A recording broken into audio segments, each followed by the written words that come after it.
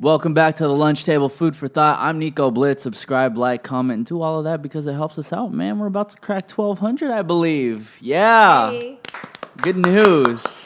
My next guest, middle of December, she came here sick as fuck. This is actually the second time we tried to get this thing rolling, and the first time she was actually sick. Yeah. Then the second time she's sick again, but she's here in front of us. She goes by the name of Rosemarie. Thank you. What's poppin', homegirl?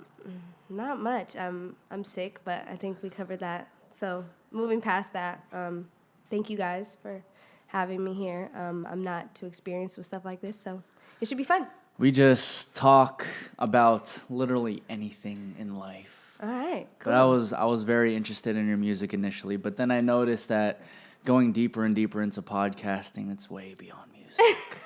Cool. Sometimes talking about music is like pretty bland if that's the entire conversation, honestly. Agreed. You got to spice it up. Yeah, for sure. Like when you first walked in, I was like, damn, she's like super tatted up.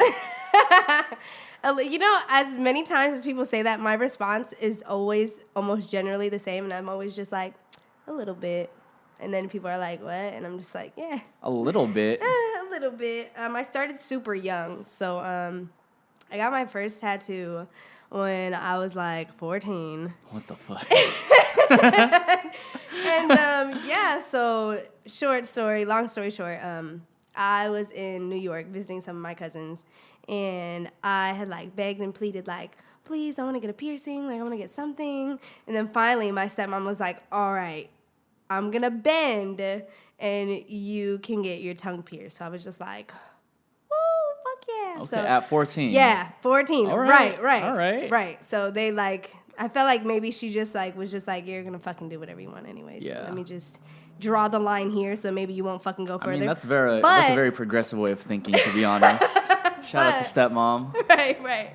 But so I went to this tattoo shop with my cousin in like Long Island, and I walk in and I'm like, you know, hey, I want to get my tongue pierced. They're like, all right, ID. I'm like, yeah, so I just flew in like from out of state. I'm from California. Like, Yeah. I don't have my ID on me. Like, just please help me out. Like, he was just like, all right, man. Like, I was a pretty well-developed 14-year-old. Well, at least back then. I feel like fucking 14-year-olds now are like fucking just overdeveloped. Like, yo, in what is a in lot the of ways. food? Like the water, what is it? School lunches? No, they don't need it. I don't know what it is, but anyways. So yeah, he pierces my tongue, and then I'm just like, he's like, was that it? Like, and I was just like, actually, I want to get a tattoo. Like, and my cousin's like, all right, like, whatever. So what tattoo did you get? So the first tattoo I got, it's like super small, maybe like 1.5 inches. It's like a little like music notes. And don't ask me, it's not like, everybody's like, is it like notes to like a meaningful song? I'm just like, no, dude, I fucking saw music notes. I was like, that makes sense. Music, duh, whatever. Do you even know what the note is? No, I have no fucking idea. And I'm pretty sure there isn't even 4 lines on it. Like, I think the dude just did 3, and I was just like, yeah, fuck yeah. So, yeah. This shit works. So, yeah, I go home back. I was living in Florida at the time. Go back to Florida. And I think I fell asleep. Like, I took a nap, and, like, I have a little sister. At the time, she must have been, like, 6. She was, like, I don't know, like 16 or something. She's 16 now, so she was, like, 5 or 6 back then. And, like, I'm, like, literally half asleep, like, just in my bed, and then I hear, like, Mom, Rosemarie has a tattoo. And I, like, snitch. Jump up. I'm like, ooh. Snitch. Oh, my God. And so my stepmom, like, literally busts out the shower, like, towel on her head, like, Rosemarie, what is she talking about? And I'm just like, what? And she's like, and Daniela comes in, my little sister comes in, like, it's right there. And I'm just like, shut the fuck up, shut up. And so, yeah, she came and, like, tried to scratch it. She was like, this shit better scratch off, Rosemarie. And I was just like, yeah. So then what? Did you get, like, an ass whooping after that? She was just like, she literally was so mad. And, like, my stepmom's one of those people. Like, she was a teacher. She's a principal now, dude. So, like, she could just be like, I'm disappointed in you. And I would just be like, oh. Fuck. You get that wall of shame. Yes. Instantly. She was like, you can't just do whatever the fuck you want, Rosemarie. And then she just walked out of my room. And I was just like, fuck. Like, she called my dad. My dad's calling me like, what the fuck are you doing? But to make a long story short again, which I don't think I did that in the first place. But, so, yeah, I didn't get in too much trouble. And then, like, by the time I was 15, I had, like, this, like, half sleeve thing. And yeah. So I got my mom's name first, and then I got her name. Those are my next 2 tattoos. So I mean, I was just like, I'm gonna get my mom's name and my stepmom's name, so they can't be mad, you know. Wow. And it kind of worked in my favor. Yeah. And then it was just on and popping after that. I haven't even gotten a tattoo in probably like at least like 4 or 5 years. What was 9/16/06? That's the day that my mom passed away. So yeah, her birthday's 4/20/70 and 9/16/06 was. It's not a bad birthday to have. Right. Everybody always comments like they'll look at my arm. First of all, everybody's like, you have your own name tattooed on your arm because everybody thinks my fucking name is Rosemarie, right? So I'm just like, but they're like, what's the dates? And I'm like, okay, it's my mom's name. And it was the day she was born, and she passed away. And almost 9 times out of 10, if they see the dates, they're just like 4/20. I'm just like, God. Here we go. Right. It's not weed. Yeah. I don't even think 420 was a thing back then. Maybe it was. I don't know. Maybe they started it. I Yeah. don't know. But so yeah, that's. So shit, like a tattoo of your mom and your stepmom. Yeah, and then it just escalated very, very. Do you regret any tattoos? You know, I gotta say, to keep it 1,000, I do regret a couple. I got some from some questionable people in some questionable places, but obviously that's what happens. I actually wanted to be a tattoo artist at one time. I had like equipment. I apprenticed in a shop, and I kind of did away with that. Like, I felt like at the time, like, LA Ink was on TV, and like tattooing became like this huge, like, just popularity, like cultural, like, just thing. And I was just like, it lost its touch. Yeah, uniqueness. It's like raw. I don't know. It was just something so cool and like sacred, I thought. And the fact that people were doing it, and like I said, I myself got some questionable shit from some questionable people. And anybody who knows or who's in that industry knows that, you kind of have to work your way up, and it's important, and they take it really seriously. So whenever they have people who they call scratchers, some people call scratchers, these tattoo artists that kind of just pick shit up and fuck people up and then learn along the way and then just kind of do it out that way instead of kind of doing it the right way. So I don't know, I was just like, man, tattoo shops are like liquor stores around here. Like, I found out the person who I was apprenticing for was like fucking trash herself. So that was Oh, wow. So that was, yeah. So, yeah, and then I was like, yeah, I pierced myself I don't know how many times, too. It was just like, I don't know. Everybody's like, you like pain? I'm just like, I guess. Yeah, I do. So Here, hella tattoos. What, one over here, too? I Looks did. like I had a Medusa. Yeah, I had a Medusa when I was like 18. I like did this like rook piercing when I was like 14 or something. I like shoved a sewing needle through it and like stuck a tongue ring through it and was like, fuck it. You know what I mean? I did like all these over here. Like I have like 4 or 5 on each side of my earlobe. I did the little tragus like these. I did You got my some nose. extremely like high pain tolerance. Like what do you eat? Hey, right? I don't. What? I don't know. I'm over here. I just remember getting my wrist tattoo and getting like the tattoo down my spine. The one down my spine. I was in that chair like, bruh. I This can is imagine. not happening right now. I don't have anything directly on my spine, but the back was pretty tender for me. Like, out of all the tattoos that I have, I think I have one on my chest. My chest and my ribs was like... I heard the ribs is really bad just because it's directly on the bone. Yeah, dude. Like, he started... Like, normally, I get tattooed and it takes a second for me to be like, okay, like... Whew, like, all right, I can... No, like, as soon as that fucking needle, like, doop, I was just like... Hurry the fuck Extreme, up. yeah. Hurry up. Like, do whatever you gotta do. Just get this shit over with. And on top of that, it's my ex's name, so... Hey, it's cool. I have an ex's name on my shoulder. I mean, it's not on your fucking ribs, though. It's not on the ribs.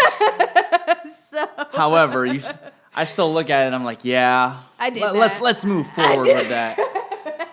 How do you feel about tattoos on faces? Because it seems like a lot of the kids nowadays will just get their faces like blasted.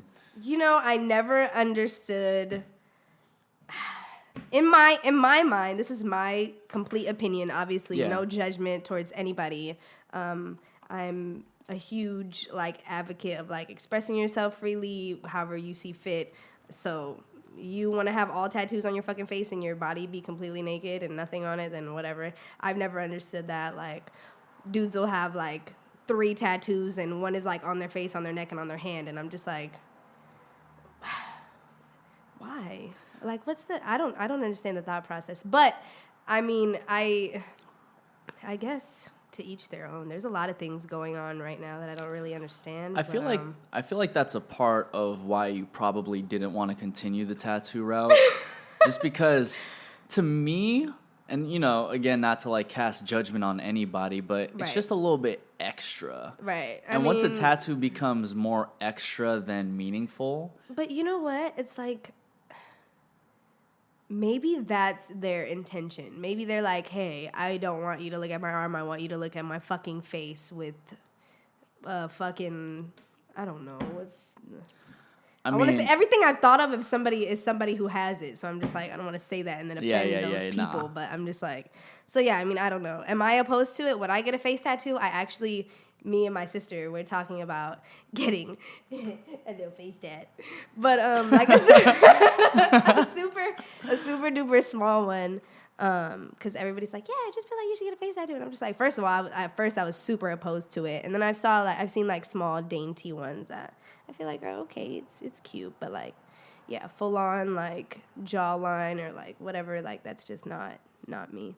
Yeah. But I mean, hey, like I said, teach their own. You're very spontaneous, huh? I'd like to think so. I mean, I think there's like a yin and a yang. So I feel like there's a time and a place because I also can be very like reserved and withdrawn and like in a shell. So it just depends. So then what's the most spontaneous thing you think you've done that wasn't a tattoo? The most spontaneous thing I've done. Fuck, I hate questions like that. You want to know why? I feel it's like just so broad. I feel like partially it's because I have such a terrible fucking memory. Like, oh, okay. I'm just like, and then I'll leave or like 3 days from now, I'll be like, fuck, I should have said that time when I was like, oh, okay, so, all right, cool, I got it. So like, God, I'm telling like the most awful stories right now. Spill. So maybe like a year ago, I went back to visit some of my family in Florida. And we're like, my stepmom's white, right? So she does like you know, they do like white people shit. I didn't want to say that, but like they go like off-roading and like mudding and like fucking like what's that fucking boat with the big fan on the back? Like No. Hover, some shit like that, right? It's like when you're going through a swamp or something. Yes. So like literally that shit. Shit. Because I'm telling you, it's back in Florida, right? So they like go mudding, like they do all this shit, right? And so one day they're like, all right, we're gonna go to a creek. So we drive like fucking 2 hours, and it's so crazy. Which side note, I'm gonna tell another story about that anyways. So we go out to this creek, and they're like it's like not like a beach. Have you guys ever been to a creek? No. Okay. So it's like, it has like maybe like rocks leading up into the water, but then it just fucking drops down into like nothing, like where the fucking Loch Ness Monster might live. Like, yeah, so it's just like endless bottom, right? So, so everybody like, some people like to walk in on the side, like, and then jump on their little floaties, and then it'll take you around, and then you'll eventually come back around. Okay. And so, of course, there's like a 25, I'd say like 25, maybe between 20 and 30 feet. Like dock where people jump off into the water, right? Okay. So everybody's like jumping off the dock into the creek, right? And I'm just like, you know what? Like I'm like working up to it, and I'm like, finally, I'm like, fuck it. Like everybody's done it. Like some of my little cousins are doing it. I'm like, these fucking like 8-year-olds are jumping off this dock. Like I can't be a pussy right now. You know what I mean? So whatever. I jump on the dock, and I jump off, and so I jump off, I go into the water, and I, like, swim off to the side, and I'm just like, yeah, like, okay, I did it. It wasn't that bad, you know, as bad as I initially thought it was going to be. And so I do that, like, 5 more times. Okay, well, between then and me jumping off the dock 5 times, I took, like, maybe, like, 3 shots of Bacardi, right? God. So I'm just like... I feel like that would be worse. No, listen. So... I see one of my cousins do a backflip off the dock into the creek, right? And I'm like, fuck it. I'm going to try to backflip off the dock. And, like, I'm, like, you know, trying to figure out how I'm going to do it. Like, okay, am I going to swing this way? Like, am I going to... And then one of my cousins is like, can you do a backflip, like, on land? And I'm like, no. And they're like, but you're going to backflip. And I'm like, I'm going to try it. I mean, so, yeah, I jumped off, and I didn't flip at all. I kind of just flopped. And from 30 feet in the air onto water, and I did a back flop onto the water, and it fucking just smack. And like I knocked the wind out of myself and, like, almost fucking killed myself because I landed kind of close to the rocks, and then, like, so the impact, and then everybody was just like I heard, like, I hit, went under the water, like, kind of, like, let myself get my shit together, swam back to the top, and then, like, caught my breath, and then swam off to the side, grabbed some rocks, and everybody's like, are you okay? Are you all right? And I'm like, like, thinking I fucking broke a rib, like, your back's all red and shit. Yeah, literally, like, God, it was swollen. Dude. Yeah, it was swollen. That's horrible. And, so, yeah, that was pretty spontaneous. Thinking I could do a backflip, kind of tipsy off of a 30-foot dock. I felt like that hurt way more than any tattoo you would have gotten. Yeah. That shit kind of reminds me of this time when I was over in Mexico. We jumped in this thing called a cenote. I have no idea what that is. So it's an underwater sinkhole. Oh. Yeah. That sounds intense. Yeah. So then I jumped off of like this maybe 20, 30 feet above. Like, okay, so then the water's here, and then there's like a 30 feet like ledge, and then dude's like, yeah, you know, jump in. I was being hella pussy. And I was just like, yo, before I think I might do this, how deep is this shit? He's like, it's like 48 meters. I was like, yo, for real. Like, am I going to come back from this? First of all, okay, what makes matters worse is that I can't swim. Oh, my God. So, no. But I had the life vest, and I seen, like, 3-year-olds, 5-year-olds, like, in the water. I was like, okay, if there's a 5-year-old here. Not by sight. Exactly. Or swim. So I just jumped in that shit, and I was like, you know what, fuck it. That was probably the most spontaneous thing I had ever done. Even though, like, it was part of the experience of the trip, but I was like, yo. You went through with it, though. I went through with it, because I feel like you can't go through life just, oh, I can't swim, so I'm never going to be in water. Right. Type of shit. And that was some, like, extreme. You went, like, 0 to, like, 48 meters. Yeah. You went 0 to 48. Yo, to put it in perspective, that's like a couple hundred feet. Yeah, that's some depth. Yeah. Some depth. So, back to you. California, Florida, then New York? Yeah, okay, so... Where were you born? I was born in L.A. Okay. So, I was born in Downey. And then pretty much... What? Whenever I think of Downey, I think of this this little club. God, what is it called? It's such a shitty club. I have no idea. I never clubbed in Downey, It's literally so I have no the idea. only club in Downey. I can't remember. Anyway. I'm kind of sad. I've never been to it. I don't know. I'll have to figure it out. I don't know, but I was in Southgate, so I don't know. Okay. I don't know. But So I grew up in Downey. I didn't grow up there. I was born there. Born in Downey. Lived there for maybe a couple years. This timeline may or may not be a little bit off. I've moved around a lot.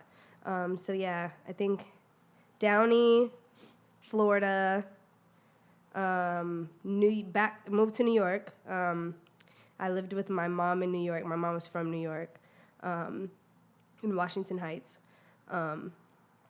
Then moved back to Florida, moved to Oregon, Portland, and then moved back to Florida, moved back to California, then moved back to Florida, and then back to California, I think that's right. Maybe. And then, like, Dominican Republic and Puerto Rico sprinkled in within the years, too. What the hell? Yeah. I'm like a gypsy or something. I don't know. So the amount of extremely solid friends you have is probably extremely little. You know, I have a good... I mean, that's one thing. It's been, like, kind of cool because I do have, like, a good... handful, yeah, from mostly, I would say mostly Florida. I was in Florida throughout, like, my preteen, so I think I went elementary, so I moved around in middle school, but I mean, I came back, so I mean, and then did a couple years of high school out there, and then finished high school out here. So yeah, I'm luckily, thanks to MySpace and social media, I've been able to keep in contact with those friends. Yeah, and so whenever I go back home and visit, whatever, I have friends from like second grade and like that I had in like my class in Florida, and then I have friends from here that I've known since I was in like sixth grade or just. So I mean, it's pretty cool. That's dope. Yeah. Did you ever have like self-identity issues because you were moving around so much? I don't even know what. I wouldn't say self-identity issues, but I just rep them all. Like I'm just like, yeah, I'm just like.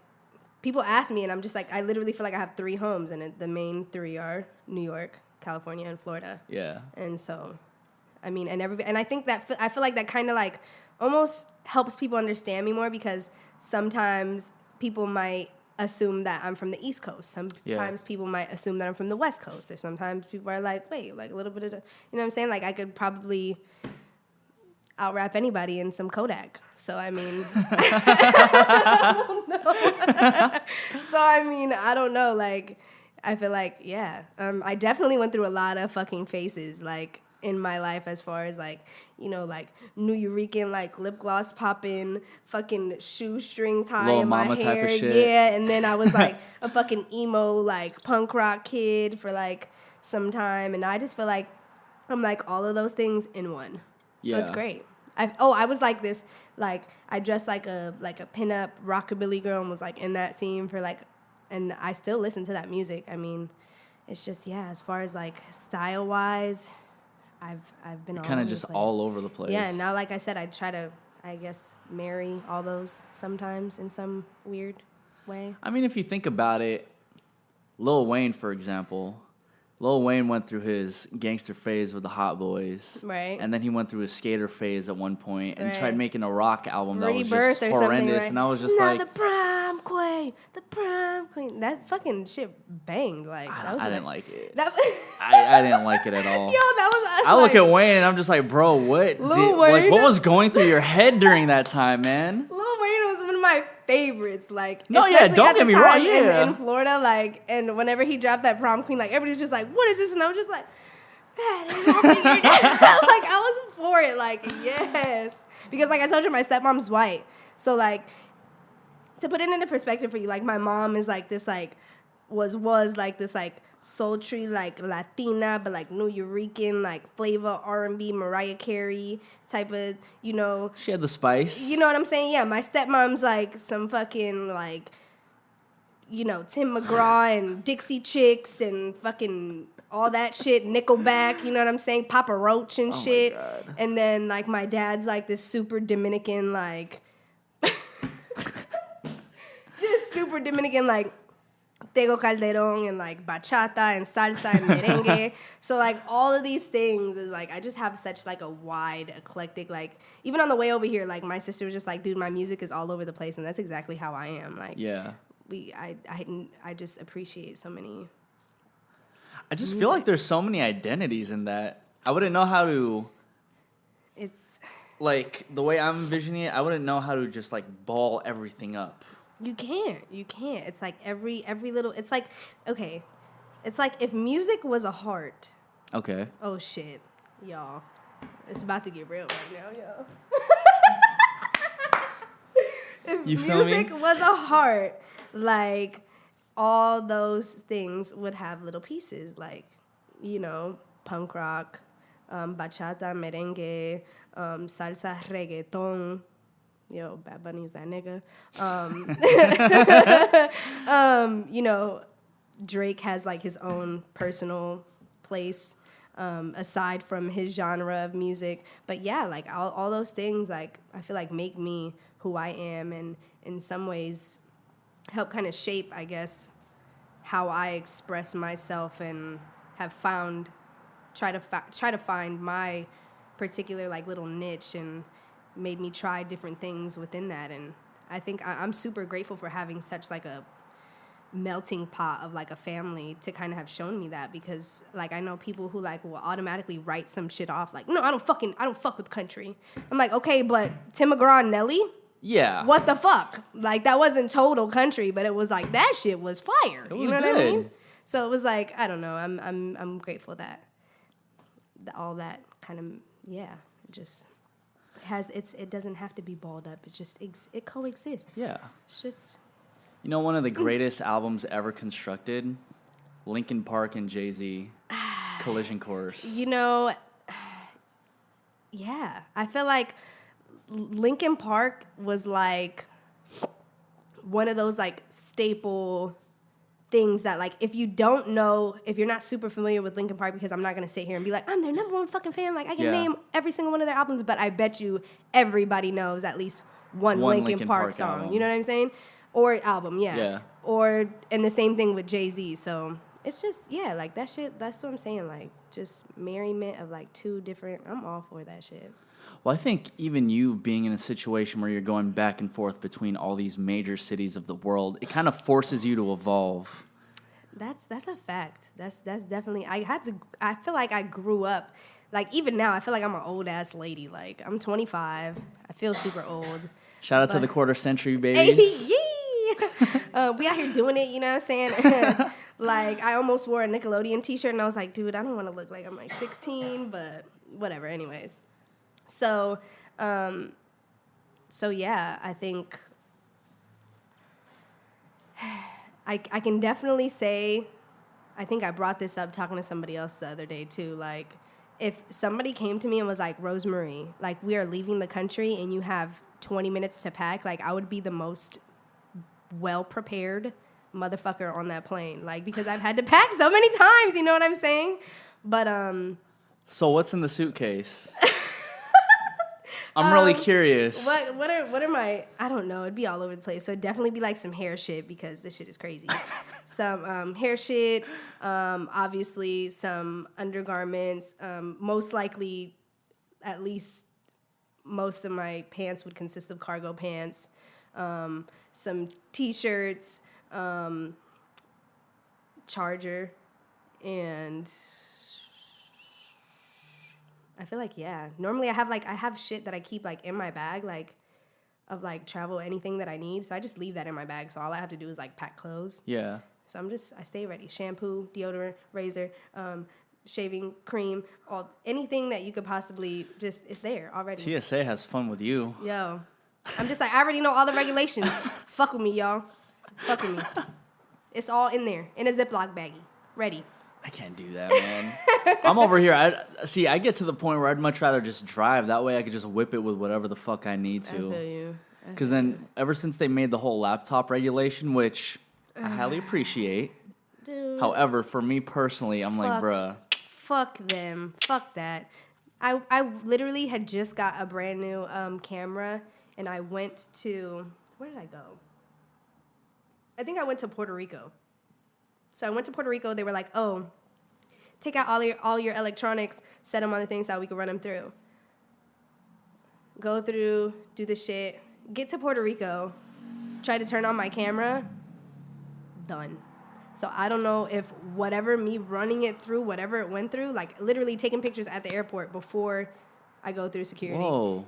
Put my camera through the shit, brand new camera, get to Puerto Rico, try to take pictures. My shit is done for completely. I was so heartbroken. It was That's so insane, dude. I was just like, why? And so yeah, I don't think I've tried to fly with a camera since then. Yeah. That's heartbreaking. It was. I don't know why I say everything like so many times whenever I really like I'm trying to put that. You have a racing mind. Yeah, that's very true. Yeah, it's a very similar situation to where my mom told me, like, hey, before you leave with your laptop, just make sure that it's always fully charged. I'm like, why? And she's like, well, she had a coworker who went to the airport and they randomly asked her to turn on the laptop. And apparently, if your laptop can't turn on, they have to dispose it's like some sort of bomb or whatever. Oh, and I'm like, yo, that's insane. But Right. I mean, I guess they had checked it afterwards and sent it. But obviously, you got to pay for all the shipping and whatnot. But wow. yeah, Wow. Damn. I feel like it kind of makes sense though. again, like the safety regulations, I highly appreciate. Yeah, they don't. Yeah. That's always been. I started flying by myself when I was like 6 years old, back and forth from By yourself? Yeah, from Florida to California. I started flying by myself when I was 6. Yeah. Why were you by yourself? Is that illegal? It was, yeah, it's like basically I would be an unaccompanied minor. So my family member would walk me to the gate. Then somebody from the airline, like a stewardess or something, would grab me, set me on the plane. I would take my flight, and then I would have to wait for everybody else to get off the plane. All the rest of the unaccompanied minors stay on the plane until one of those same airline workers came and got us and walked us to our gate where our family member was there to pick us up. Damn. Yeah. But why were you by yourself, though? I was going back and forth. My mom lived in New York, and my dad lived in Florida. Gotcha. So I would go back and forth for, like, holidays and stuff or whatever. And so, yeah, I would fly by myself. Was it difficult for you growing up in such a... I mean, you know, with, like, your mom passing away and then it seems like your dad and your stepmom also separated? Yeah. Yeah, it was different. I don't know. This might get a little weird, y'all. But yeah, I don't think I've ever had like a true example of like that like family structure. You know what I mean? I think I've came close to it, but nothing that was ever constant or anything like that. So yeah, it was kind of different.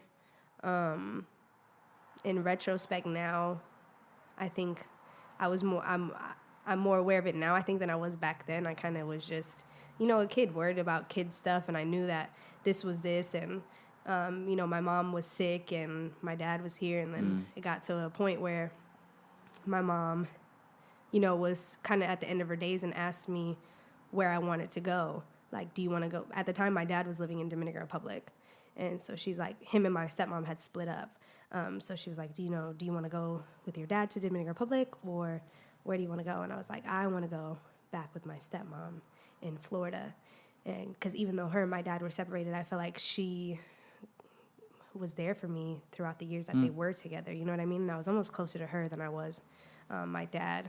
So yeah, I went back and stayed with her for a couple more years, and then ended up back over here. And so yeah, it's kind of just been all over the place. Yeah. I don't know if that necessarily answered your question, but no, I don't think it did. But I don't know. Yeah. I think at the end of all of that, you kind of, I mean, you definitely gain a sense of independency. Yeah, that's going back to like me feeling like I definitely had to grow up quick. Just with the situations, and I guess the hand that I was dealt. I'm not gonna sit here and be like, oh, you know, this and this. Everybody has a story, you know what I mean? And yeah, it was pretty rough, but I'm super grateful. I have a completely different outlook than a lot of people that I know on a lot of things. It's made me a pretty understanding person, and yeah, I don't know. I think I'm a pretty kick-ass person because of all the shit that I've had to go through.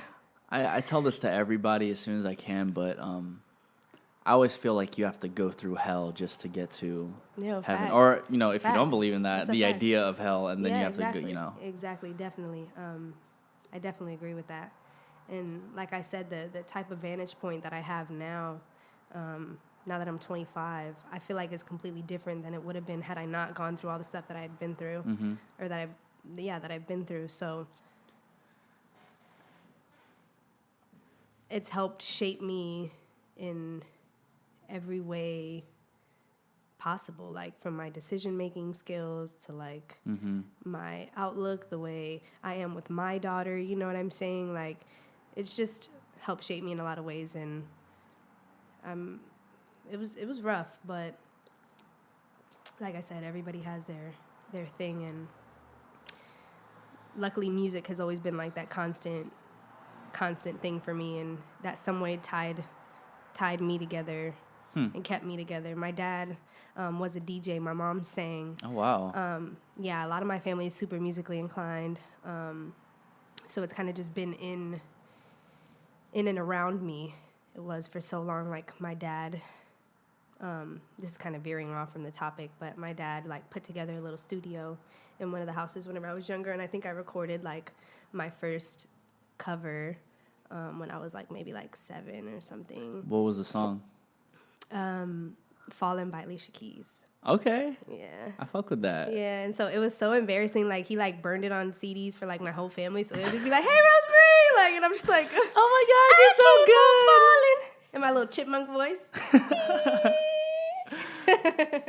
So, yeah. So you're from the jump, like, your parents, what, they supported you just doing music? I honestly felt like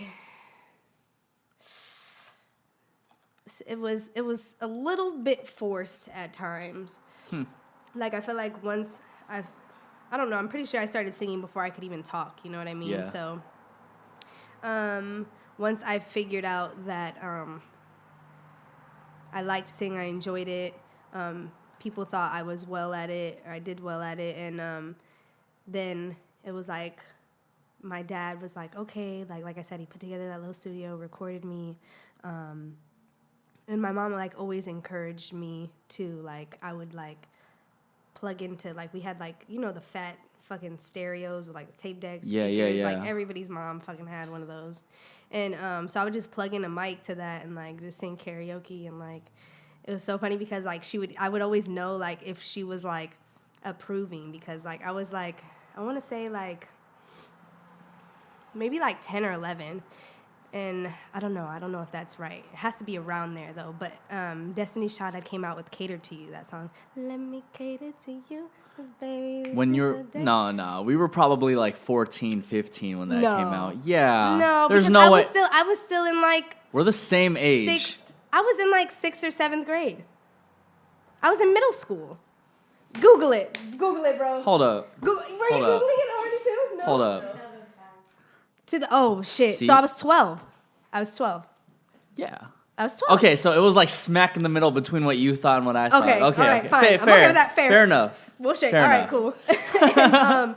And so I was singing like, let me cater to you. And then my mom came out like, nah, I don't like that song. You're going to have to sing a different song. Don't talk about catering to nobody. What are you doing? Like, and I was just like, all right, guess I'll change it to Aaliyah, at your best to you. She was like, all right, okay, you could do that. You know what I'm saying? But, so yeah, my dad was like a different level of proud. Like, we would just go places and he'd just be like, sing, like I was like a I don't know, like an oddity like his or robot. something. Yeah. He'd just be like, sing, Rosemarie, sing. Everybody wants to hear you sing.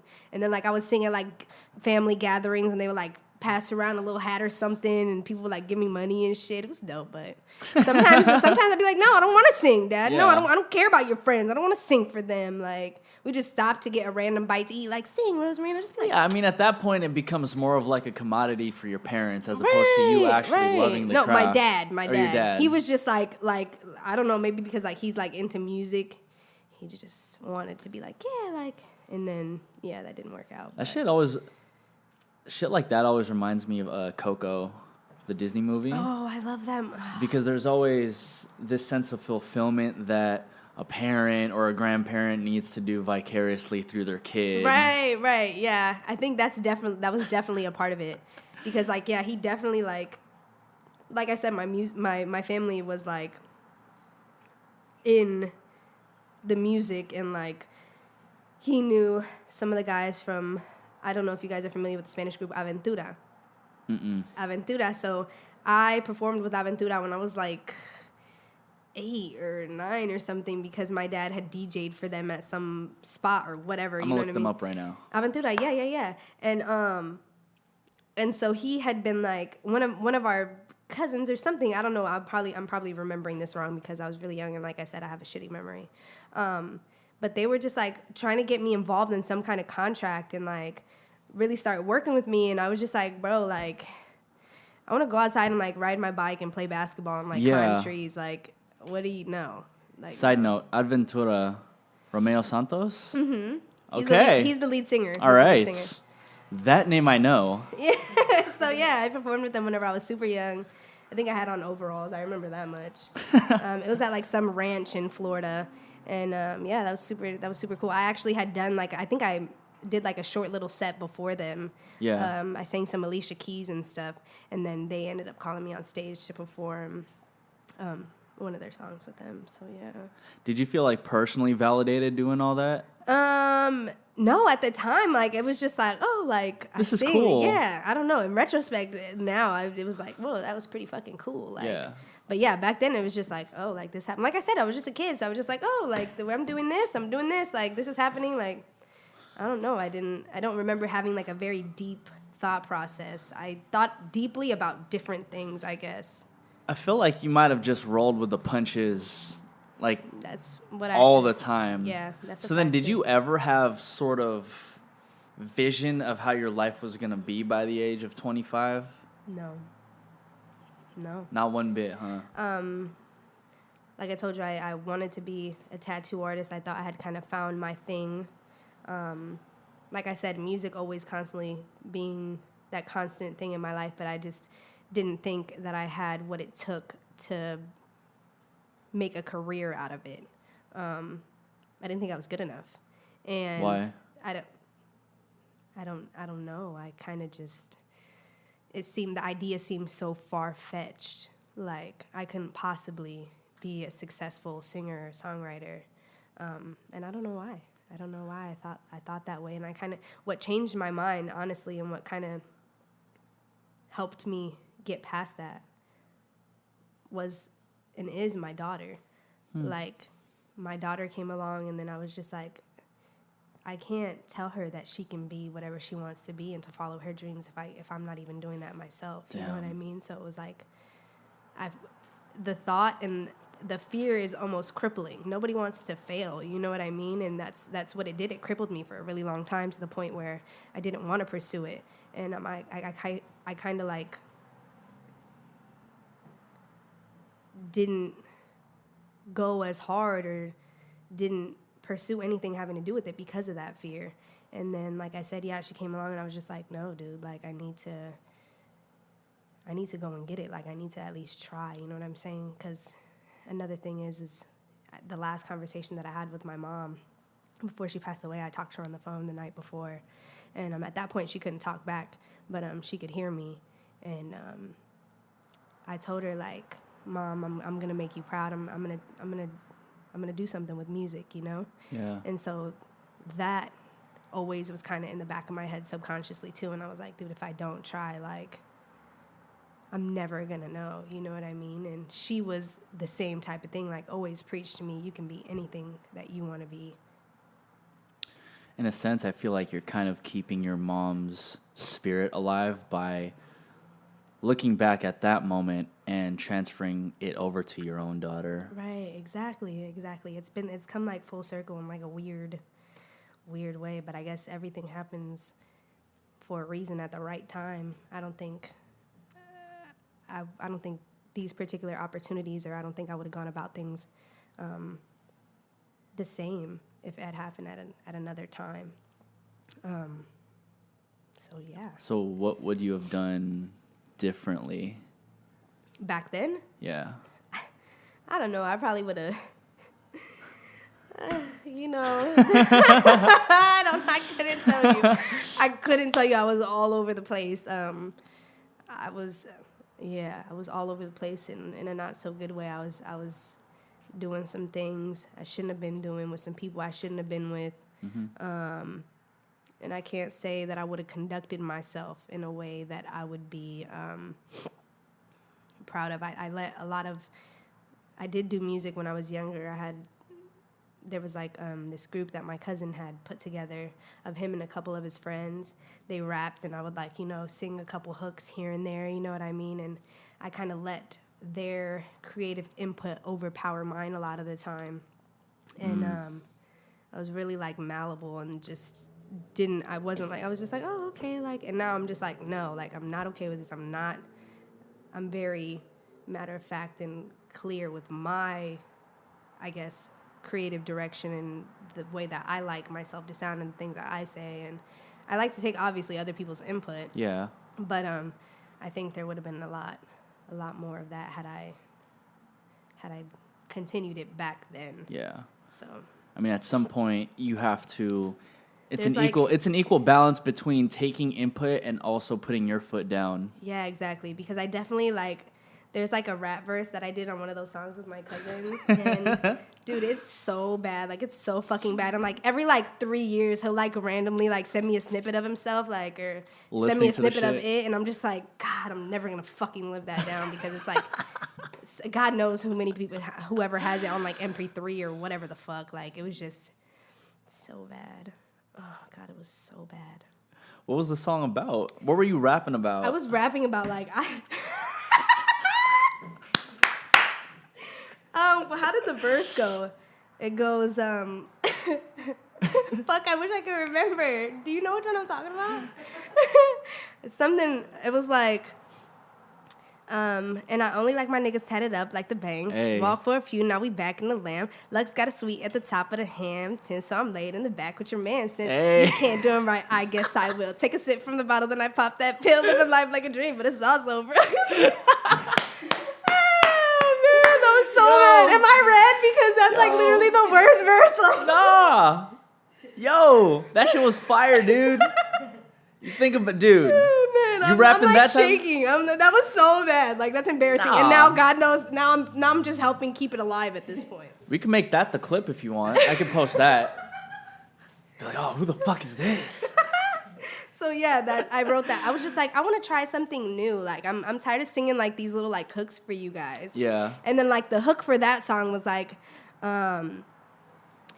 want the money and the clothes, designer things. I want my neck and wrist to glow with diamond rings. All right. Won't you take me to the bar, buy me a drink? Now we're going to your car. I want mine pink. I'ma get you tonight. You know, I'm actually very interested in listening to the song now. It was my theme was a Barbie girl, but a saucy Barbie girl. I don't know. It was terrible. It was in the jerkin times. Yeah. And that's why I noted the bangs. I don't know if you guys remember the bangs. They were a little. They had this song jerkin. called We Jerkin, I believe.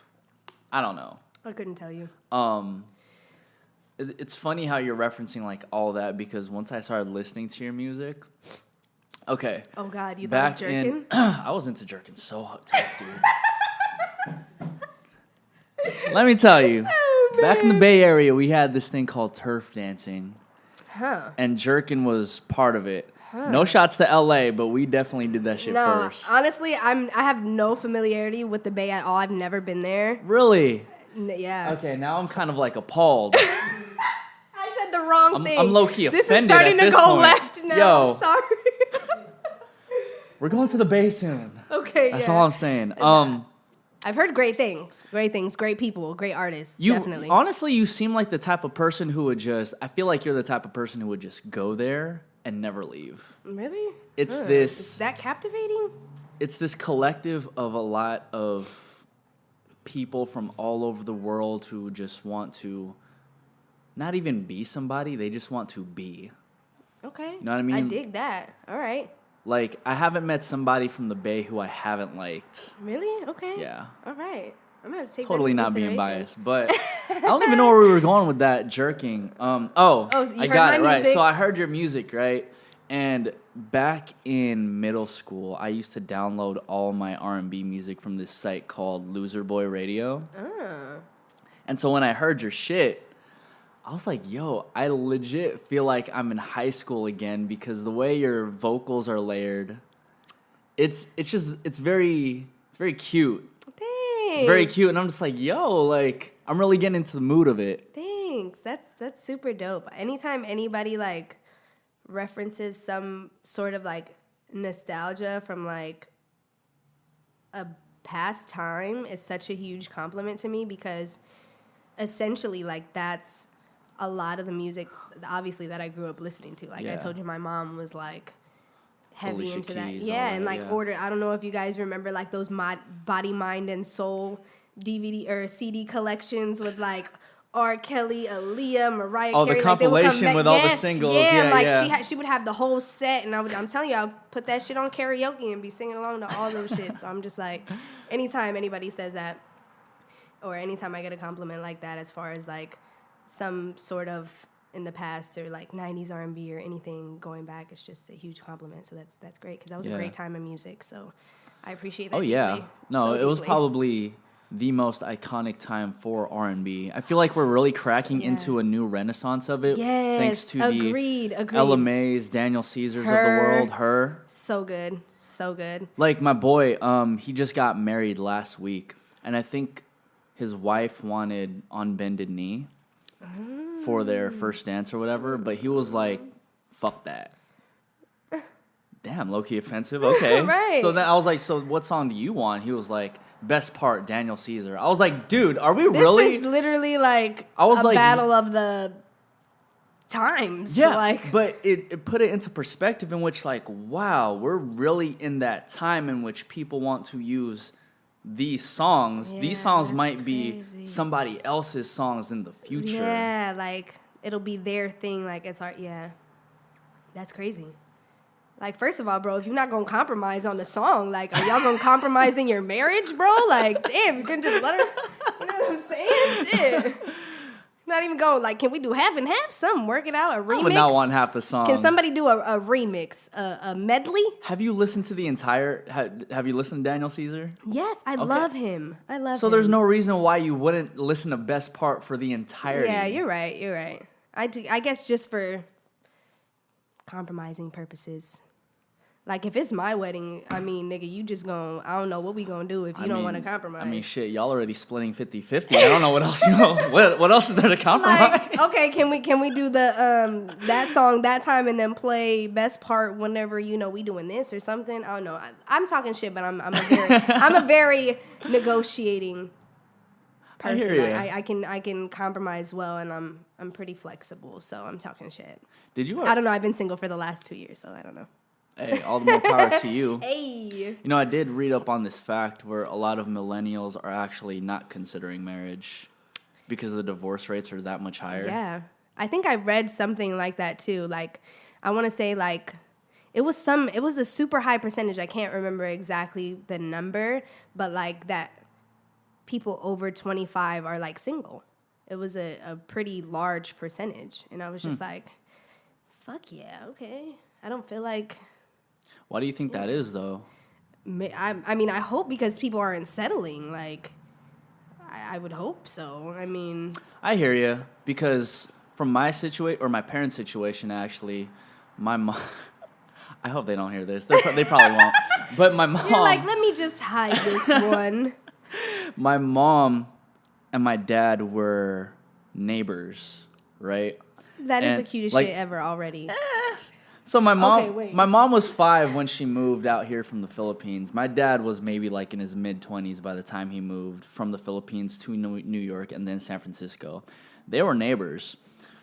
My mom was always into black eyes. Okay. All right, hey. But like my flavor. grandparents weren't into her being into black right, guys. They were not with the flavor. So they met their neighbors, my dad's parents and whatnot, and they kind of just... You kind of have to do this. Forced it. They kind of forced it. And, I've had conversations with my mom in which she was like, yeah, initially I didn't love your dad when I married him. Ooh. But you grew to love him? Yeah. And she was like, I actually grew to love him. And I was like... I can't get with that. I can't. Yeah. That's a definitely... But that's what I'm saying. Like, I feel like back then, that was the wave. Yeah, it was. I mean, there's still purposeful marriages like that true. across the world. Yeah. I don't know. I think, yeah. I don't know. I would hope that, it's because people don't want to settle and they don't want to take anybody's bullshit. People are independent and can support themselves. I don't know. Like, I just have this long laundry list of possibilities as to why. I don't know, but that's cool. To the people who are in love and doing well, that's great too. Hey man, if you can get Hey, that man, shit rolling, all the more power. I love love, and that's I just love love so much. I love it. What's your definition? Oh God, fuck, Jesus Christ, that escalated so quickly. Woo, fuck. I was like playing in my head like possible scenario questions or things that you might ask whenever I got here, and this was not on my radar You know what's radar funny at is all. that whenever PR people like tell their artists like, oh, like is there, like the artist will be like, yo, is there like a list of questions? They're just like, nah, he kind of just freestyles. I was like, yeah, fuck. Well, I mean that's a good thing, so I ain't tripping. Love, I would say it's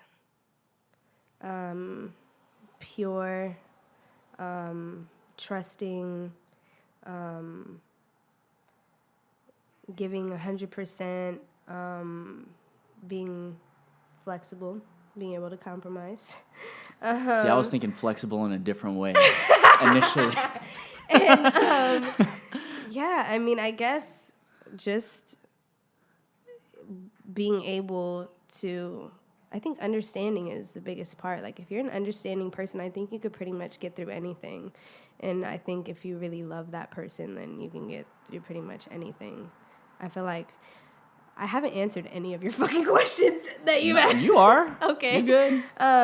So yeah, I just kind of feel like anybody who makes you want to be a better person for yourself and for that person, because like how people say, you know, oh, once a cheater, always a cheater, or, you know, this person isn't going to change their ways because of this. Like I'm a firm believer in like if you find the right person, then you'll get up and you'll conduct yourself and do things to kind of change your ways to be better for that person and for yourself and for the relationship. And I think once you find that person and it clicks well, then it's not like hard. It shouldn't be hard or forced or work. It shouldn't feel like work. It should feel natural. Have you ever acquired that in your 25 years of life? No. Although I'm still a firm believer. I respect Just that. not by experience. But yeah, I think me and my sister and some other people at the session were having like this big debate about like kind of something along the same lines. It was a lot more derogatory. But yeah, because we were talking about how like about like basically like is it a fault like if a woman's quote unquote hoe or promiscuous, like is it her fault if her man cheats? Like and I'm just like, it was just terrible. It was just a terrible. If she's promiscuous, is it her fault if her man cheats? I'm so sweaty right now. Sorry. I don't know if it's because I'm like sick, I can't regulate my body temperature, but I'm just like, I gotta go pee too, y'all. Go ahead. All right, hold on. And during this time, this is officially the second monologue of the lunch table that we are having. I will reference the interview with T'Challa that just happened a couple weeks ago. It's a couple episodes ago, actually. You should check that out right now. And I honestly don't know what I'm going to be saying for the next minute or so. So, with that said, let me just do a whole laundry list of promotion. The lunch table on Instagram, on Twitter, on YouTube, on Apple Podcasts. Make sure you hit that follow button. We've been going up on the IG numbers and the YouTube numbers lately. Twitter's looking kind of dry for us just because I've been extremely bad with posting on Twitter and whatnot. My name is Nico Blitz, and this is Rosemarie. I had a long night. So let me tell you about what was going on yesterday. I had a wedding. I also had to DJ my boy Daz Rinko's performance. I also had work. I'm actually about to go to work after this. And I looked at the time. I have less than an hour to get to work. But it's okay. Yes. And now I don't know what to say. Jazz, give me another topic to talk about. Maybe this Vietnamese coffee and how Seven Leaves literally has the best Vietnamese coffee ever. I'm shouting out a whole bunch of random shit without having them becoming a direct sponsor, but it's all good. It's all love. And yeah, I'm actually really hungry. I don't know. I haven't had like legit food for a while, to be honest, because even like eating carbs, I was actually on keto diet for a second, which is low carbs, low sugar, and it was popping. But Thanksgiving happened and I bloated up so quickly. I was a balloon. It sounds like Rosemarie is actually getting back now. And we back? Hey, because I'm back, y'all. And oh, shit. I'm back, y'all. Way to make an entrance. So, I don't even know where we left off. But wasn't it like love? yeah. Love. You guys were debating if if like, a woman's promiscuous, is it her fault if somebody can't be faithful to her? Yeah. I feel like that's outlandish and that everybody deserves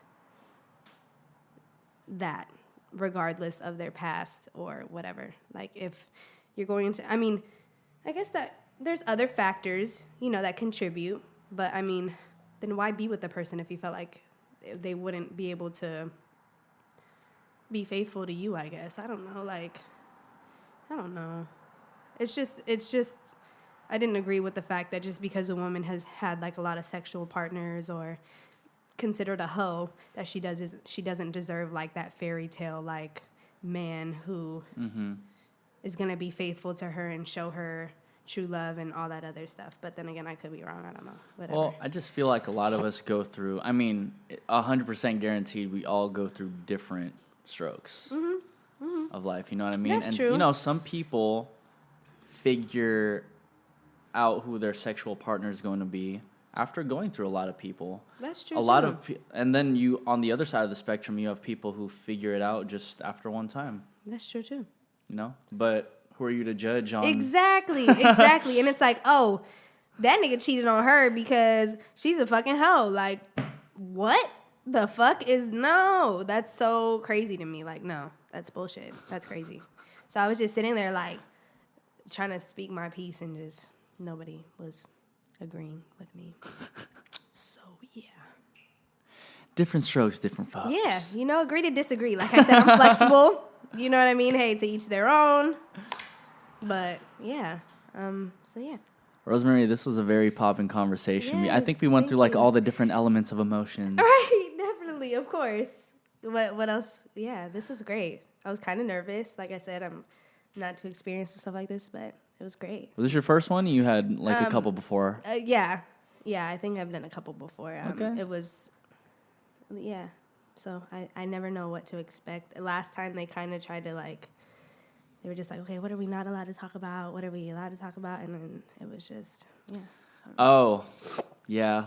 That's a very bad journalistic, no, because I took This feels very, like, just natural, and, like, there wasn't, we just, like, we're just sitting down having a, what I mean? fuck with that. This was great. Thank you for recognizing that. That was so awkward, God. I didn't know what it... And I'm like one of those people that, like, I have to announce awkward situations to make them less awkward for me. So I'm just like, if I feel it, I'm just like, this is awkward, isn't it? That was. I'll give you a hug after the podcast. Right, yeah, okay. We'll make up for that. Rosemarie, where can everybody find you and your music, homegirl? So rosemariemusic.com, ROSEMARIE music.com, at Lil X Rosie on Instagram and Twitter. And it's so funny because for whatever reason, I've had that same handle for, like, ever. And like your MySpace name? No, not that far. Not that far. But it's crazy to me how, like, some people will refer to me as that, like, hey, Lil Rosie or Lil, and I'm just like, guys, that's just my Instagram. That's like, so funny. It's Rosemarie, but yeah, Lil X Rosie, LILXROSIE, on Instagram and Twitter, and yeah, I think that covers mostly everything. Last question I'm going to ask you. Do you have any, like, new music or projects coming out? Yes. Okay. So this was the one question that I thought you might ask. So it's just been a crazy ride. I've had a lot of personal things happen, as well as, like, things involving music, people who I've working with, whatever, that have just continued pushing back the date. I wanted to release something in the spring of this year, earlier in the year. That didn't happen.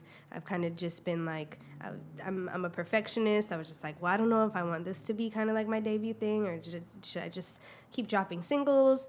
To make a long story short, I've decided I'm going to probably drop a couple small projects and then an album. So 2 short EPs. I'm thinking kind of like a side A, side B thing, because I have a collection of, like, older songs and a collection of, like, newer stuff that I've been working on. Do you have any names for those? I don't want to say just yet. Just in case I flip-flop on that, too. I love it when artists say that. I got to keep this suspense, okay? But, yeah, obviously, whenever I do announce it, you guys will definitely hear about it on Instagram. For sure. Side A, Side B, and the project. All dropping 2019? Yes. Fuck that. I ain't got time. No more time to waste. No more time. Y'all gonna love it or hate it, okay? So that's just what it is. You know what you gotta do? You gotta put that one song you were rapping earlier somewhere in there. Oh my God, no. Like kind of like little parts of like an interlude or some shit. And like very staticky. It? Yeah, yeah. I'm gonna have to sample it on a future song. God, that's so fucking terrible. Why did I can't believe I did that. I can't believe I said half of the shit that I said.